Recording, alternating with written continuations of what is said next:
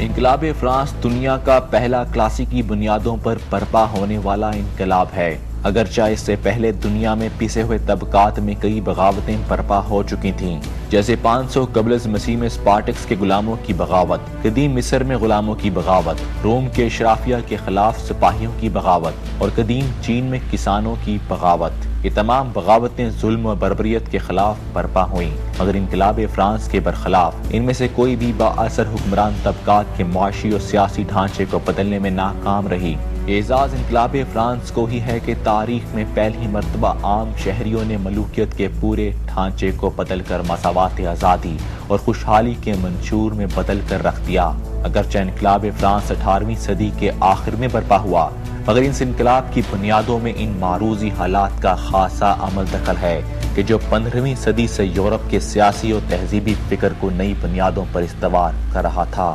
1496 میں جب Florence Italy میں نشاط ثانیہ اور احیاء علوم کی تحریک پھوٹی تو اس نے پورے یورپ کو تیزی سے اپنے لپیٹ میں لینا شروع کر دیا۔ قدیم یونان کے فلسفے، سیاسیات، سائنس، ادب، سماجیات کے علمی خزانے سیاہ دور یعنی ڈارک ایجز کے بعد 1000 سالوں کے بعد ایک مرتبہ پھر یورپی اقوام کے ہاتھ لگ گئے۔ چرچ نے مذہب کے نام پر اس عام انسانوں کی فکر پر جو چہرے بٹھائے ہوئے تھے، ان کا جمود اب ٹوٹنے لگا اور یورپ میں تیزی سے ایسے مفکرین، دانشور، سائنسدان، ماہر سیاسیات پیدا کرنے شروع کر دیے جنہوں نے اپنی تحریروں میں چرچ اور بادشاہت کی حکمرانی پر سوالات اٹھانا شروع کر دیے۔ خود فرانس میں روسو اور مارٹیفٹو جیسے سیاسی مفکرین نے اپنی کتابوں میں حکومت کا حق صرف اور صرف عوام کے لیے تجویز کیا۔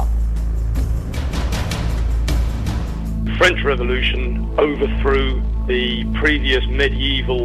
feudal regime of the king and replaced it with the beginnings of modern capitalism. That was a revolution which transformed French society and did allow the French economy to develop, but of course it developed in the interests of a relatively small percentage of the population, which is always the case under capitalism. However, it did allow development, and therefore the Great French Revolution coloured the rest of history, really the whole of Europe in the 19th century. I think the difference is, of course, that in Russia the revolution was a revolution against capitalism itself.